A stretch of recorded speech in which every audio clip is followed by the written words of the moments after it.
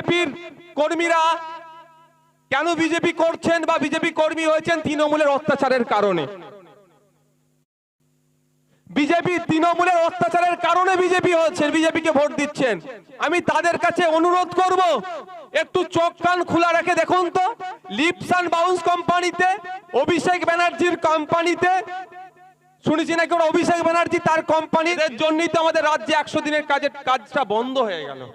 তাই বলবো, চোখ কান খুলে রাখুন, সজাগ থাকুন, সতর্ক থাকুন, এদের ফাঁদে পা দেবেন না। এরা আপনাকে আমাকে ভুল পথে পরিচালিত করবে।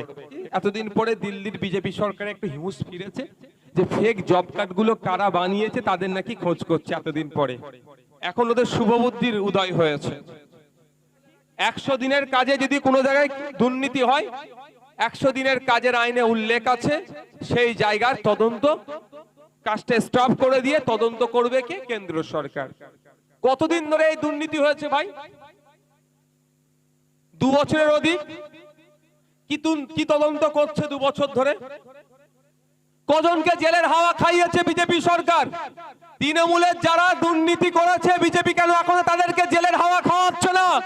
এই প্রশ্নটাও এখান থেকে আমি তুলে যাচ্ছি, কারণ আমি তো দেখছি ওপরে ওপরে সব বাবুদের মিল, আর পাড়াতে বুতে মারামারি হানাহানিতে জড়িয়ে পড়ছে, ক্ষতিগ্রস্ত হয়ে পড়ছে সাধারণ মানুষেরা। ক্ষতিগ্রস্ত কারা হচ্ছে? 100 দিনের কাজে কারা করেছিল? বুথের লোকেরা। যে বিজেপিকে সমর্থন করে সেও 100 দিনের কাজ করে টাকা পাচ্ছে না, যে আইএসএফ এর সমর্থক সেও 100 দিনের কাজ করে টাকা পাচ্ছে না, বা বিভিন্ন যারা রাজনৈতিক দলের সমর্থক বা ভোটার তারাও 100 দিনের কাজ করে টাকা পাচ্ছে না।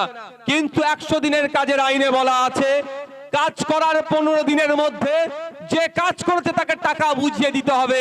2 বছর ধরে কেন অপদার্থ বিজেপি সরকার টাকা বুঝিয়ে দিচ্ছে না? এই আওয়াজও আমাদেরকে গ্রামে গঞ্জ থেকে তুলতে হবে। আমরা বলছি তো, যারা 100 দিনের কাজে দুর্নীতি করেছে তারা কেন এখনো বাইরে ঘুরছে? তাদেরকে ধরে নিয়ে গিয়ে তিহার জেলে রাখুন। যদি না আপনারা ধরতে পারেন আমাদেরকে বলুন, আমরা ধরে চালু ডাব্বাতে তুলে দিল্লি পাঠিয়ে দেবো, ওখানে তিহার জেলে ভরে রাখুন। কিন্তু আমার যে ভাই, আমার এলাকার যিনি কাজ করে টাকা পাচ্ছেন না, তার টাকাটা বুঝিয়ে দেওয়া হোক, কিন্তু সে কাজ করছে না। আর অপর দিকে তৃণমূল কি নাটক করছে? সব করছে, যেটা আইন বহির্ভূত সেটাও করছে, আইনের মধ্য থেকেও করছে। এখন বিজেপি তো ছেড়ে রেখেছে। বিজেপি আর তৃণমূল আলাদা নয় ভাই, আমি একটা কথা বলে রাখছি।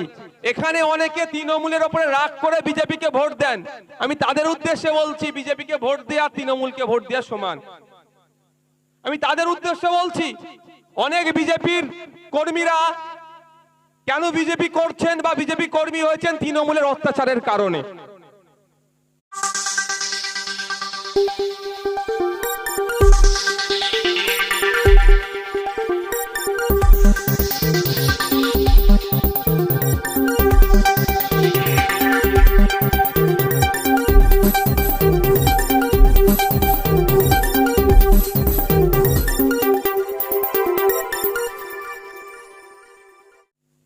বিজেপি তৃণমূলের অত্যাচারের কারণে বিজেপি হচ্ছেন, বিজেপিকে ভোট দিচ্ছেন। আমি তাদের কাছে অনুরোধ করব, একটু চোখ কান খোলা রেখে দেখুন তো, লিপস অ্যান্ড বাউন্স কোম্পানিতে, অভিষেক ব্যানার্জির কোম্পানিতে, শুনেছি নাকি ওরা অভিষেক ব্যানার্জি তার কোম্পানির অফিসে গিয়ে রেড করলো কি ইডি। সেখানে গিয়ে রেড করতে গিয়ে কম্পিউটারের মধ্যে 16টা ফাইল ডাউনলোড করিয়ে দিল ইডি। আরে অভিষেক বাবুকে ধরার থেকে শুরু, আগে ধরবে কি, ওকে আগে বাঁচাবার লাইন করে দিল গিয়ে। মানে বুঝতে পারছেন, কোথাও তো একটা গটাপ আছে। আমি দেখছিলাম অভিষেক বাবুর কাছের যে সমস্ত নেতারা আছে, ওই নেতাদের বিরুদ্ধে শুভেন্দু বাবু, দিলীপ বাবু, সুকান্ত বাবু, বিজেপির নেতারা অনেক কথা বলে, কিন্তু একবারের জন্য ইডি সিবিআই কোনো লেটার তাদেরকে পাঠাচ্ছে না। কারণটা কি? আমি খোঁজ নিচ্ছি তো ভিতর থেকে, কিন্তু অতটা আমার যোগাযোগ নাই।